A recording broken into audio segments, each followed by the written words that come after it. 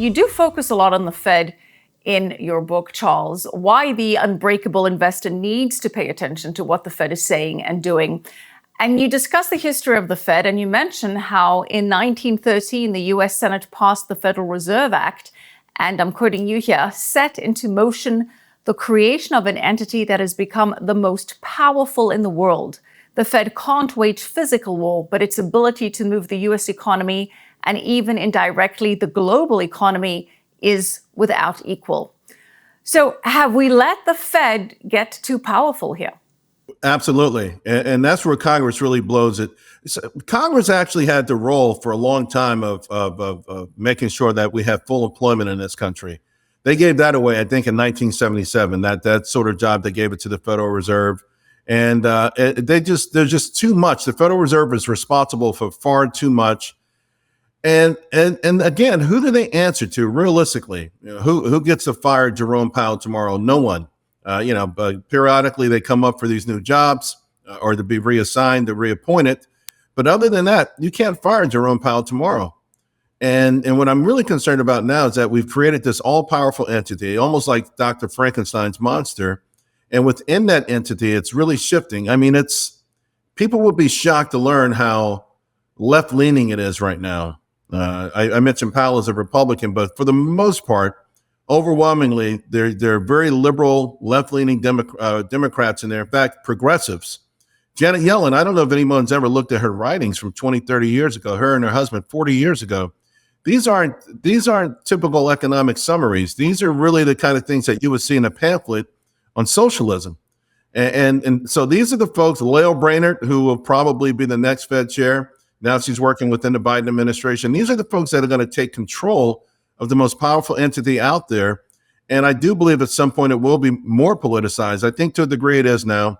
And you hear it when they do the pre-ramble. In other words, when it's at the FOMC and Jay Powell steps up to the microphone rather, and he starts to, before he takes questions and answers, he reads that script.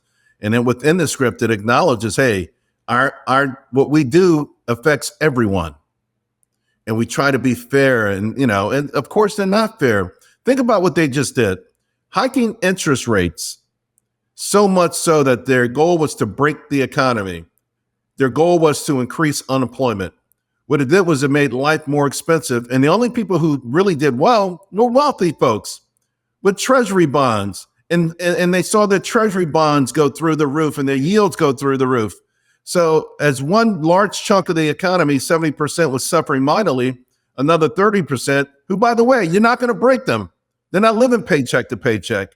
So just even how they go about their job is so mysterious to me. Like, again, it really is a rigged system for people who feel that way. I always acknowledge it is a rigged system, but it's a system that we have. And so we have to learn how to work within it. But I do hope that one day Main Street America somehow forces Washington, D.C., the president, Congress, to take back some of this power from the Federal Reserve. It's got far too much. I mean, we're starting to see that in terms of a little bit of a trend from the likes of Javier Milei in Argentina. He's saying he wants to abolish Argentina's central bank. I mean, we assume that the Fed has always been around because we talk about it. But as you know, we just touched on, it's only in like the last 100 years or so that we've had a central bank artificially guiding the economy. Do you foresee a situation where there is no U.S. central bank, or at least one, as you say, with diminished powers? I can see one with diminished powers. I'm not sure that anyone would want to go as far that we can get enough lawmakers, enough senators, enough congressmen, enough folks in Washington, D.C. to go along with it because we can't get them to push back on TikTok. There's certainly no way in the world they're going to totally abolish the Federal Reserve because ultimately, their donors benefit from it. Right. That's what we always have to remember. Who benefits most from it? It's their donors, and their donors will not allow them to get rid of the central bank, our central bank. And as you explain in the book, it's a trickle-up economy with how the Fed has artificially managed the situation. I want to focus, though, on the long-term concern that Powell did highlight, and that is, of course, this unsustainable level of debt. And the U.S. government debt to GDP, a measure of total public debt to economic growth, has surged from just over 100% in 2019 to over 120% now. And as Powell put it, the government's debt is still growing faster than the economy. As we mentioned recently, Jamie Dimon warned of a looming hockey stick surge in debt. He worries that if U.S. lawmakers don't alter the current path of spending and control the national debt, that there could in fact be a rebellion among foreign owners of U.S. government bonds. Dimon said, and I'm quoting him here, "It's a cliff. We see the cliff. It's about 10 years out, but we're going at it 60 miles an hour." What do you think are the consequences of this? I mean, do you see a rebellion of foreign owners of U.S. government bonds? Do you see this de-dollarization trend really picking up? There's no doubt the de-dollarization trend is picking up. The big question, honestly, is that we have fumbled this gift, this responsibility of being the world's reserve currency. We've actually fumbled it. The only problem is there's no one else out there to take advantage of it right now. But that's not always going to be the case, right? I mean, you think about the transition from Great Britain and the pound being the world's reserve currency. The first time that started to change was in the 1920s. And then, of course, there have been other things, Bretton Woods and some other things that happened, Saudi Arabia pricing oil and the petrodollars. So there were key events along the way that solidified us as the world's reserve currency. But to say that we still sort of should have that is arguable, but who replaces it? Now, of course, there's big talk of Saudi Arabia, other nations joining the BRICS nation.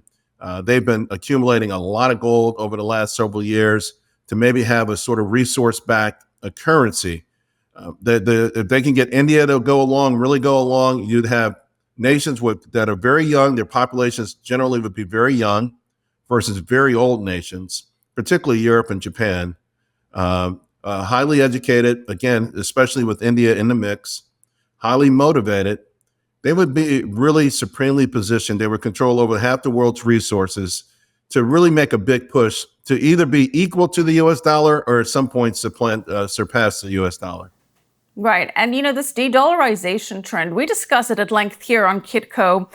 Mainstream media doesn't really focus on it, with the exception of your show. I do know that you talk about it, but it's quite surprising how it's not really something that makes its way into other more mainstream media outlets. And it is an accelerating trend. I mean, to your point, we have the BRICS that are saying that they want to de-dollarize and trade in their own currencies.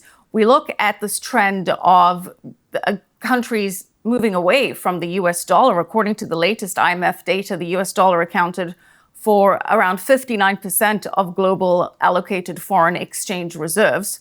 We're seeing the bifurcation of the global monetary system, like you said, with the BRICS encouraging trade in their own currencies away from the dollar, conducting trade deals in yuan, rubles, rupees, dirham, an active push to ditch the dollar. And as you mentioned, the BRICS expansion will only potentially accelerate this, especially if they launch their own global reserve currency backed by some kind of commodities.